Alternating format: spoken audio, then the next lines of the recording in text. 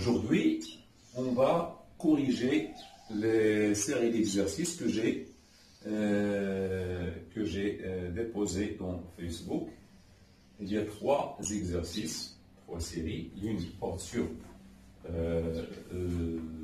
l'électrolyse, l'autre porte sur la chute verticale et la dernière porte sur le mouvement d'un projectile dans un champ de pesant. La dernière, c'est-à-dire de la projectile, je l'ai supprimée car elle contient des erreurs. J'ai constaté qu'elle contient des erreurs. Donc, je n'ai pas fait attention. Donc, je l'ai supprimée, mais je vais la remplacer par une autre qui est semblable. Donc, pour cet exercice d'électrolyse, on nous donne l'électrolyse, on va faire l'électrolyse d'une solution, d'un mélange de l'eau avec une solution d'acide sulfurique. 200 ml d'eau plus 50 ml d'acide sulfurique 2H+, plus SO4 2-. Donc, s'il vous plaît, si vous ne comprenez pas quelque chose, il faut faire recours aux anciennes vidéos sur l'électrolyse, dans lesquelles j'ai expliqué en détail, et en détail, je le répète, en détail, j'ai expliqué en détail ces choses-là. Donc, vous pouvez les consulter pour bien comprendre ces choses. Donc, je ne vais pas perdre beaucoup de temps ici. On nous donne l'inventaire des espèces chimiques présentes dans la solution. Seulement les espèces chimiques présentes. Donc, on a l'eau, parce qu'on a une solution d'eau et 50 ml d'acide sulfurique. Donc, les espèces chimiques, il y a l'eau, H2O liquide, et les espèces qui viennent de l'acide sulfurique, qui sont H+ aqueux et SO4 2- aqueux. Ce sont les seules espèces chimiques présentes dans la solution. Alors, on nous demande ensuite les réactions possibles au niveau de chaque électrode. Donc, au niveau de l'anode, on a oxydation des espèces présentes, c'est-à-dire chimiques présentes.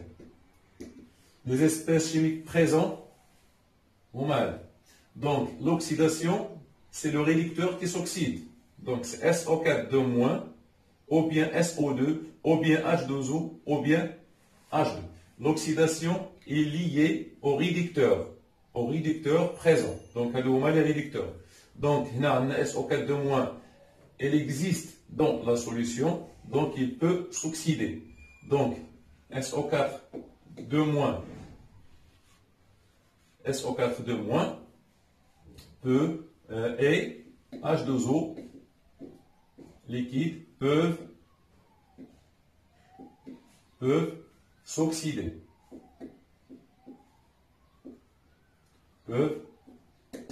Donc SO4 2-, c'est pas ce SO4 2-, mais c'est celui-là. S2O8. Donc c'est ce couple qui va intervenir. SO4 2- aqueux. Donc SO4 2- aqueux. Oxydation, c'est une perte d'électrons qui est dans S2O8 2- plus des électrons. C'est la définition de l'oxydation. Donc, pour équilibrer, donc, on fait 2 et C2. Donc, l'autre H2O peut venir de 7O2 H2O liquide. Donc, H2O peut donner O2 gaz plus des électrons. Donc, plus H plus ici pour équilibrer les hydrogènes. Donc, 4. Ici, on a 2. Donc, c'est l'équation au niveau de l'anode. On sait que l'anode est reconnue par une oxydation, c'est-à-dire une perte d'électrons. Donc, voilà l'anode. Voilà la cathode. Pourquoi? Parce que ça c'est plus, le courant passe ici. Donc, les électrons sortent de cette électrode. Et puis, oxydation. Ici, on a oxydation. Et ici, donc, c'est la réduction. Donc, au niveau de la cathode, donc la cathode est liée à la réduction. Réduction des espèces chimiques présentes. La réduction est liée à quoi? Est liée aux oxydants présents. Donc, aux oxydants présents, donc, est-ce qu'on a SO8? On n'a pas SO8. SO4 2-, oui, on l'a. Donc, SO4 2- A2 et O2, on ne l'a pas. Et H+, on l'a. Et H+. A2. Donc, S2, SO4 2- AQ, SO2, AQ.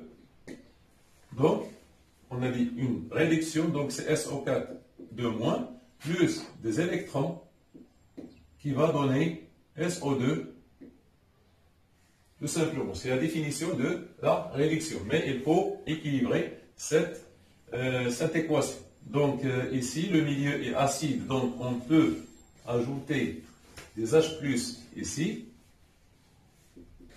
plus H+, plus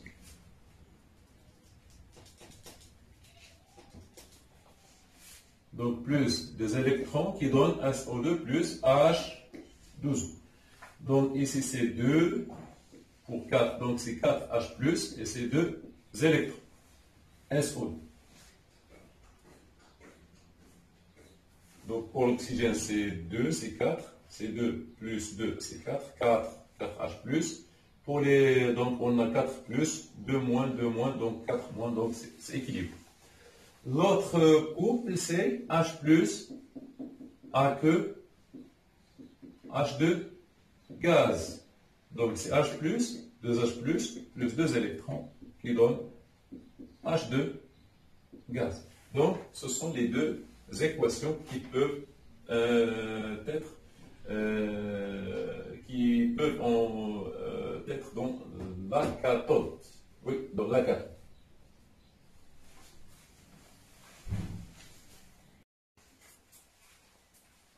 La deuxième question, on nous demande le sens des porteurs de charge. Alors, les porteurs de charge sont les électrons à l'extérieur de l'électrolyseur.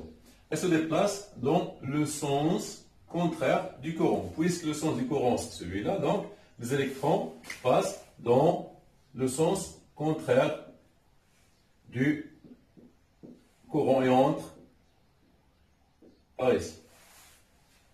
La réaction chimique qui a lieu au niveau de l'anode est celle-là. La réaction chimique, pourquoi? Parce qu'on a recueilli de dioxygène au niveau de l'anode. Et on a cueilli H2 au niveau de la cathode. Donc, la réaction qui a lieu au niveau de l'anode est celle du couple H2O-O2. La réaction qui a lieu au niveau de la cathode est celle définie par 2H+, plus 2 électrons qui donnent H2. Alors, l'équation globale ou bien la réaction finale ou bien l'équation bilan, c'est on rassemble les deux, on fait la somme des deux demi-réactions, on trouve comme équation finale cette équation et on constate ici que les 4H+, ici et ici, on a 2 4H+, on peut simplifier. Ce n'est pas une simplification, mais c'est un bilan. Donc, l'équation qui reste, c'est 2H2O qui donne O2 plus 2H2. Donc, c'est l'électrolyse. Donc, l'électrolyse de cette solution revient à électrolyser l'eau. Donc, pour le calcul des volumes, donc le volume de H2, il suffit de tracer ce demi-tableau d'avancement, 2H+, plus des électrons qui donnent H2. Donc, à l'état initial, on a 1, 0 de H+, pas d'électrons avant l'électrolyse, pas d'hydrogène avant l'électrolyse. Au cours de l'électrolyse, on a 1, 0 moins 2x, et ici 2x, et ici on a x. Donc, la quantité d'électrons échangés est égale à 2x, qui est égal à I delta T sur F. Et F, on sait que F est égal à Na fois E. Le nombre d'Avogadro, c'est la charge du mol. F, c'est la charge du mol d'électrons.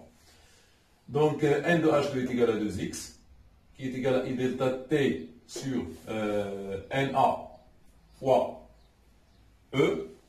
Donc, on a simplifié par 2. Donc, est égal à V de H2 sur Vm. D'où on tire V de H2 qui est égal à I delta T sur Na fois E. On trouve 78 millilitres. Donc, pour calculer le volume de dioxygène dégagé au niveau de la cathode, donc c'est simple. D'après l'équation bilan, celle-là, on a la quantité de matière de N2 est égale à la quantité de matière de H2 sur 2. Oui, donc on peut simplifier par Vm et il nous reste V de O2 qui est égal à V de H2 sur 2. Donc on obtient un demi-volume de l'oxygène et un volume de l'hydrogène. Donc